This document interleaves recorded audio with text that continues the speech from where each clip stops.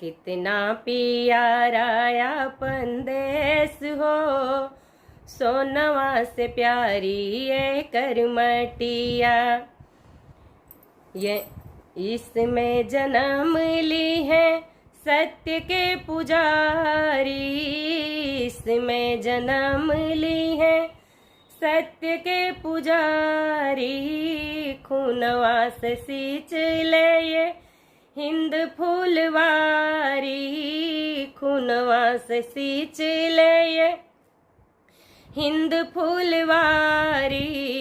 भारत के बनले प्राणेश हो, दिहले न तृण भर मटिया। भारत के बनले प्राणेश हो, दिहले न तृण भर मटिया। कितना पिया